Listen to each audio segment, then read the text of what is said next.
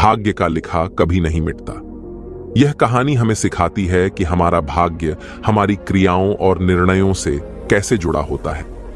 हमारे चैनल को सब्सक्राइब करके हमारे साथ इस सफर में शामिल हों और नई कहानियों से जुड़े रहें। तो आइए इस रोमांचक यात्रा में साथ चलें और अपने भाग्य के रहस्य को खोजें।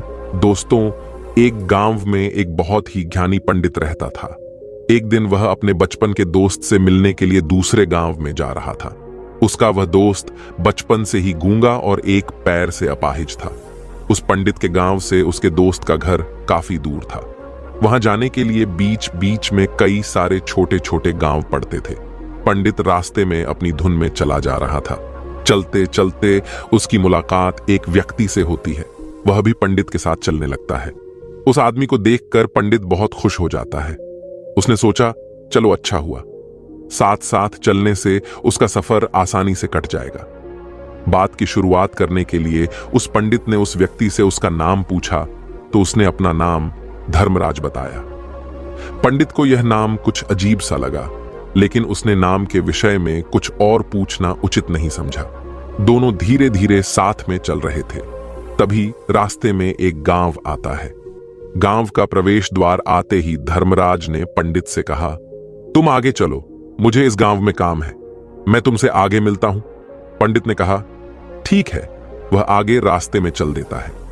कुछ देर बाद उस गांव में खबर फैली कि एक व्यक्ति को सांड ने अपनी सींग में फंसाकर मार दिया है। जैसे ही सांड ने उस व्यक्ति को मारा, ठीक कुछ ही देर में धर्मराज पंडित के पास आ गया। फिर दोनों चलना शुरू कर देते हैं और चलते चलते एक दूसरे गांव के द्वार पर पहुंच जाते हैं। उस गांव के बाहर एक बड़ा और विशाल मंदिर बना हुआ था। वहां पर आराम करने की सुविधा काफी बढ़िया लग रही थी। पंडित के दोस्त का घर अभी वहां से बहुत दूर था और रात भी होने वाली थी। तो पंडित ने धर्मराज से कहा, रात होने वाली है, पूरे दिन चलते चलते थक भी चुके हैं और भूख भी लग रही है, तो यहां पर भोजन करके यहीं पर हम विश्राम कर लेते हैं, फिर सुबह के समय आराम से आगे की यात्रा जारी करेंगे। धर्मराज ने कहा, ठीक है, मुझे इस गांव में किसी को कुछ जरूरी सामान देने जाना है। तुम भोजन करके आराम करो, मैं बाद में आकर भोजन कर लूंगा। इतना कहकर वह वहां से चला जाता है। लेकिन उसके जाते ही कुछ ही देर बाद धुआं उठता हुआ दिखाई देता है और देखते ही देखते पूरे गांव में आग लग जाती है। पंडित ने हैरानी से सोचा कि यह धर्मराज जहां भी जाता है वहां कोई ना कोई अनहोनी जरूर हो जाती है। कुछ तो गड़बड़ है इस व्यक्ति में। लेकिन पंडित ने रात्रि में धर्मराज से कुछ भी पूछना उचित नहीं समझा। सुबह होते ही दोनों फिर से अपनी यात्रा शुरू कर देते हैं। कुछ देर चलने के बाद रास्ते में फिर से एक गांव आता है। धर्मराज ने फिर पंडित से कहा, आप आगे चलिए, मुझे इस गांव में अपने मित्र से मिलने जाना है। मैं अपने दोस्त से मिलने के बाद आगे रास्ते में मिलूंगा। यह कहकर धर्मराज वहां से चला गया, लेकिन पंडित इस बार आगे नहीं गया। वहीं खड़ा होकर धर्मराज को देखता रहा कि वह कहां जा रहा है और क्या करता है। तभी थोड़ी देर बाद लोगों की आवाज सुनाई देने लगी कि एक व्यक्ति को सांप ने काट लिया है और उसकी मृत्यु हो गई है। ठीक उसी समय धर्मराज फिर पंडित के पास पहुंच गया, लेकिन इस बार पंडित से रहा नहीं गया और उसने धर्मराज से पूछ ही लिया कि तुम जिस भी गांव में जाते हो वहां कोई ना कोई अनहोनी जरूर हो जाती है। क्या तुम मुझे बता सकते हो यह ऐसा क्यों हो रहा है? धर्मराज ने कहा, पंडित जी, आप तो मुझे बहुत ज्ञानी मालूम पड़े थे, इसीलिए मैं आपके साथ चलने लगा था, क्योंकि ज्ञानियों का साथ बहुत अच्छा होता है। परंतु आप अभी तक समझ नहीं पाए कि मैं कौन हूं। पंडित ने कहा, मैं समझ गया हूं, लेकिन मुझे कुछ शंका है। अगर आप ही अपना उपयुक्त परिचय दे दें तो मेरे लिए आसानी होगी। तब धर्मराज ने जवाब दिया कि मैं यमदूत हूं और यमराज की आज्ञा से उन लोगों के प्राण हरण करता हूं जिनकी उम्र पूरी हो चुकी है। हालांकि पंडित को पहले से ही इस बात की आशंका थी, फिर भी धर्मराज के मुंह से यह बातें सुनकर वह घबरा गया। लेकिन वह हिम्मत करके पूछता है कि अगर तुम सच में यमदूत हो तो मुझे बताओ, अगले मृत्यु किसकी है?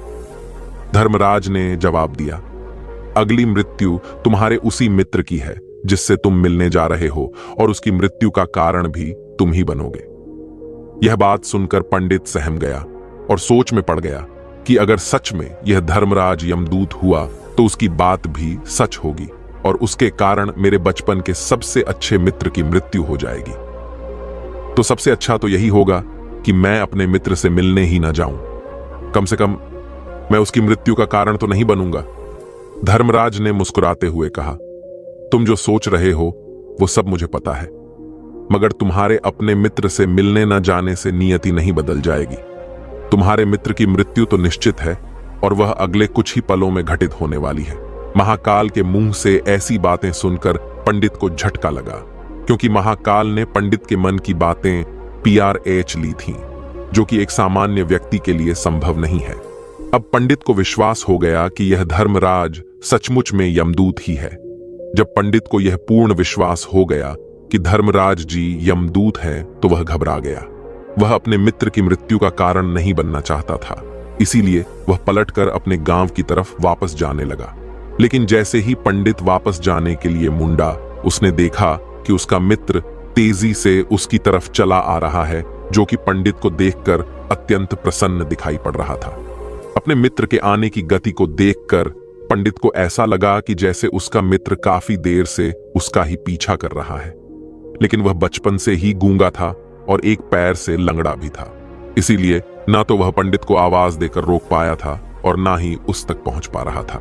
धर्मराज के मुंह से ऐसी बातें सुनकर पंडित को झटका लगा, क्योंकि धर्मराज ने पंडित के मन की बातें पढ़ ली थीं, जो कि एक सामान्य व्यक्ति के लिए संभव नहीं है। अब पंडित को विश्वास हो गया कि यह धर्मराज सचमुच में यमदूत ही है। जब पंडित को यह पूर्ण विश्वास हो गया कि धर्मराज जी यमदूत हैं, तो वह घबरा गया। वह अपने मित्र की मृत्यु का कारण नहीं बनना चाहता था, इसीलिए वह पलटकर अपने गांव की तरफ वापस जाने लगा। लेकिन जैसे ही पंडित वापस जाने के लिए मुड़ा, उसने देखा कि उसका मित्र तेजी से उसकी तरफ चला आ रहा है, जो कि पंडित को देखकर अत्यंत प्रसन्न दिखाई पड़ रहा था। अपने मित्र के आने की गति को देखकर पंडित को ऐसा लगा कि जैसे उसका मित्र काफी देर से उसका ही पीछा कर रहा है। लेकिन वह बचपन से ही गूंगा था और एक पैर से लंगड़ा भी था, इसीलिए ना तो वह पंडित को आवाज देकर रोक पाया था और ना ही उस तक पहुंच पा रहा था। लेकिन जैसे ही वह पंडित के पास पहुंचा, अचानक ही जमीन पर गिर पड़ा और उसकी मृत्यु हो गई। पंडित हक्का बक्का होकर धर्मराज की ओर देखने लगा, जैसे कि वह पूछना चाह रहा हो कि आखिर क्या हुआ धर्मराज। पंडित के मन में उठ रहे प्रश्नों को समझ गया और बोला, तुम्हारे मित्र ने पिछले गांव में ही तुम्हें देख लिया था और मैं वहीं से ही तुम्हारा पीछा कर रहा था। लेकिन गूंगा और लंगड़ा होने की वजह से वह तुम तक नहीं पहुंच पाया। उसने अपनी पूरी ताकत लगाकर तुम तक पहुंचने का प्रयास किया, लेकिन बुढ़ापे में बचपन जैसी ताकत नहीं होती, इसलिए हार्ट अटैक होने के कारण उसकी मृत्यु हो गई, क्योंकि वह तुमसे मिलने के लिए अपनी सीमाओं को तोड़कर तुम्हारे पीछे भाग रहा था। इसलिए अपने मित्र की मृत्यु का कारण भी तुम ही कहलाओगे। अब पंडित को पुनः यह विश्वास हो गया था कि धर्मराज एक यमदूत है और उसका कार्य जीवों के प्राण हरना है। लेकिन पंडित एक ज्ञानी व्यक्ति था। वह यह भी जानता था कि मृत्यु पर किसी का वश नहीं है, सबको एक न एक दिन मरना ही है। यही सोचकर उसने अपने आप को संभाल लिया। लेकिन अचानक ही पंडित के मन में अपनी मृत्यु के बारे में जानने की इच्छा हुई, इसलिए उसने धर्मराज से पूछा कि जब मृत्यु मेरे दोस्त की होनी थी, तो तुम शुरू से ही मेरे साथ क्यों चल रहे थे? यह प्रश्न सुनकर धर्मराज जोर से हंसा और बोला, मैं तो हर पल हर क्षण सभी के साथ चलता हूं, किंतु लोग पहचान नहीं पाते, क्योंकि लोगों के पास अपनी समस्याओं के अलावा किसी और व्यक्ति, वस्तु या घटना के बारे में सोचने समझने या उसे देखने का समय ही नहीं होता। पंडित ने कहा, तो क्या तुम यह बता सकते हो कि मेरी मृत्यु कब, कहां और कैसे होगी?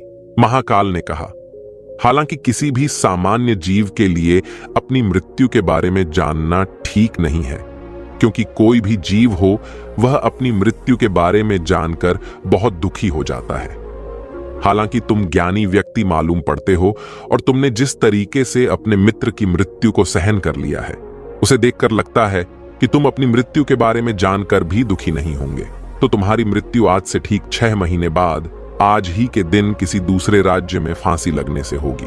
और सबसे हैरानी की बात तो यह होगी कि तुम स्वयं ही खुशी से उस फांसी को स्वीकार कर लोगे।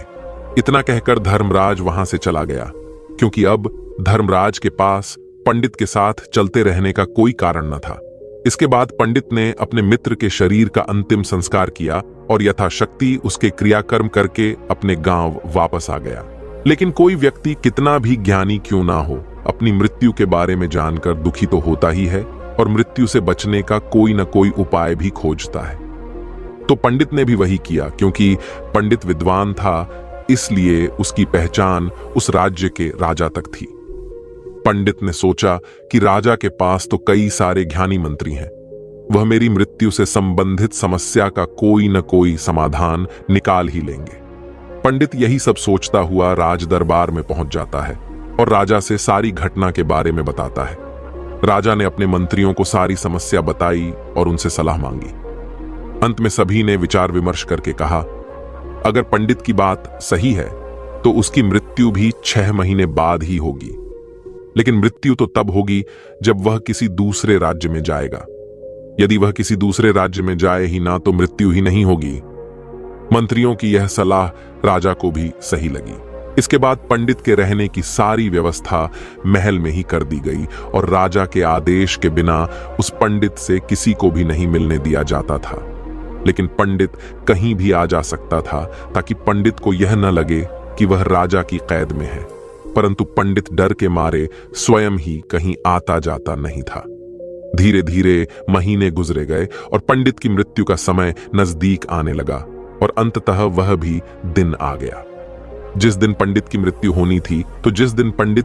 होनी थी उसकी एक रात पहले पंडित डर के मारे जल्दी ही सो गया, ताकि जल्दी से वह रात बीत जाए और अगला दिन आ जाए, ताकि मृत्यु टल सके। लेकिन पंडित को नींद में चलने की बीमारी थी और अपनी इस बीमारी के बारे में वह स्वयं ही नहीं जानता था। तो फिर राजा, मंत्री या किसी वैद्य को इसके बारे में बताने का कोई प्रश्न ही नहीं उठता। पंडित अपनी मृत्यु को लेकर बहुत चिंतित था। वह पिछले कई दिनों से ठीक से सो भी नहीं पा रहा था। और नींद में चलने की बीमारी भी तभी होती है जब व्यक्ति ठीक से सो नहीं पा रहा हो। तो उस रात भी पंडित को नींद में चलने का दौरा पड़ा। वह उठा और महल से निकलकर अस्तबल में गया। क्योंकि पंडित राजा का खास मेहमान था, इसलिए किसी भी पहरेदार ने उसे नहीं रोका और न ही किसी तरह की कोई पूछताछ की। अस्तबल में पहुंचकर वह सबसे तेज चलने वाले घोड़े की पीठ पर सवार होकर नींद में ही अपने राज्य की सीमा से बाहर दूसरे पड़ोसी राज्य में चला गया। इतना ही नहीं, वह दूसरे राज्य के राजा के महल में पहुंच गया। उस महल के पहरेदारों ने भी उसे नहीं रोका और न ही कोई पूछताछ की। सभी लोग रात्रि का अंतिम प्रहार होने के कारण गहरी नींद में थे।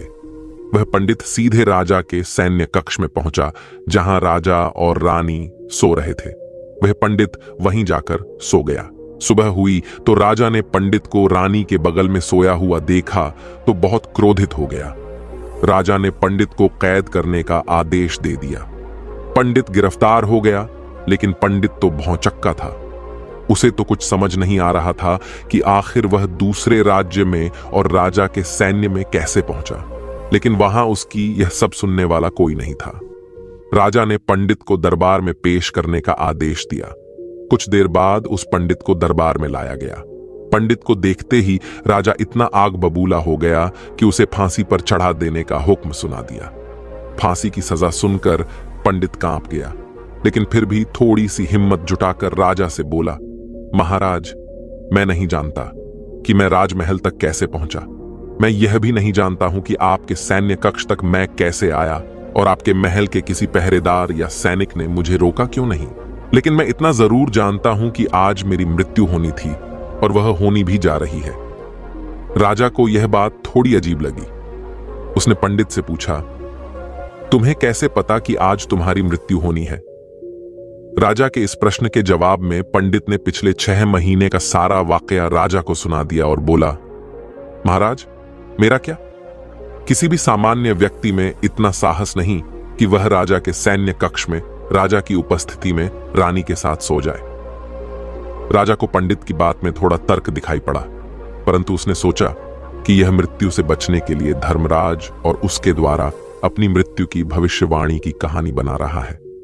इसीलिए राजा ने पंडित से कहा, यदि तुम्हारी बात सत्य है और आज यह तुम्हारी मृत्यु का दिन है, जैसा कि यमदूत धर्मराज ने तुमसे कहा था, तो आज तुम्हारी मृत्यु का कारण मैं नहीं बनूंगा।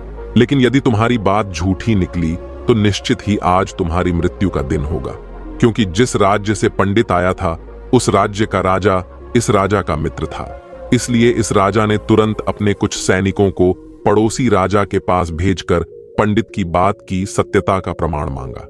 भेजे गए सैनिक शाम तक लौटे और उन्होंने राजा को बताया कि महाराज, पंडित जो कुछ भी कह रहा है वह सब सत्य है।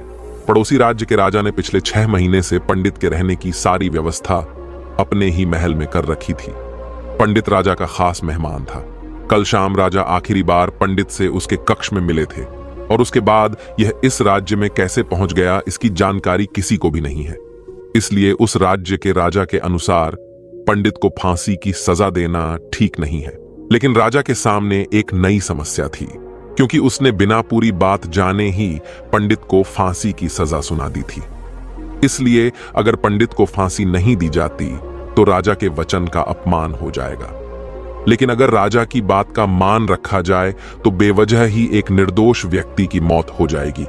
राजा ने अपने सभी मंत्रियों से इस बारे में सुझाव मांगा तो मंत्रियों ने राजा को सुझाव दिया कि महाराज, पंडित को एक कच्चे सूत के धागे से फांसी लगवा दी जाए। इससे आपके कथन का भी मान रह जाएगा और कच्चे सूत के धागे से पंडित को फांसी भी नहीं लगेगी और उसके प्राण भी बच जाएंगे। राजा को मंत्रियों का यह सुझाव पसंद आया और उसने ऐसा ही करने का आदेश दे दिया। पंडित के लिए कच्चे सूत के धागे से फांसी का फंदा बनाया गया और नियम के अनुसार पंडित को फांसी पर चढ़ाया जाने लगा। सभी लोग बहुत खुश थे कि न तो पंडित मरेगा और न ही राजा का वचन खाली जाएगा। पंडित को भी पूर्ण विश्वास था यह सूत के धागे से तो उसकी मृत्यु हो ही नहीं सकती, इसलिए उसी पर चढ़ने के लिए तैयार हो गया। जैसा कि धर्मराज ने भविष्यवाणी की थी कि तुम खुद ही अपनी फांसी को स्वीकार करोगे। लेकिन जैसे ही पंडित को फांसी दी गई, सूत का धागा तो टूट गया, लेकिन टूटने से पहले उसने अपना काम कर दिया था। पंडित के गले की एक नस सूत के धागे के झटके से कट चुकी थी और पंडित जमीन पर पड़ा तड़प रहा था। उसी पल उसके गले से खून की फुहार निकल रही थी और देखते ही देखते पंडित का शरीर पूरी तरह से शांत हो गया। सभी लोग आश्चर्यचकित थे और पंडित को मरता हुआ देख रहे थे।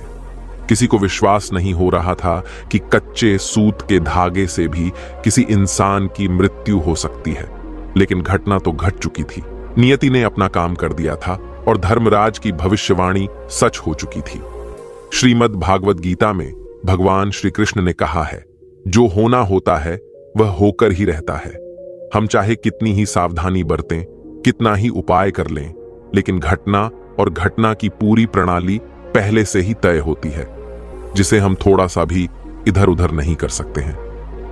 दोस्तों, शायद इसीलिए ईश्वर ने हमें भविष्य जानने की क्षमता नहीं दी है, ताकि हम अपने जीवन को ज्यादा बेहतर तरीके से जी सकें।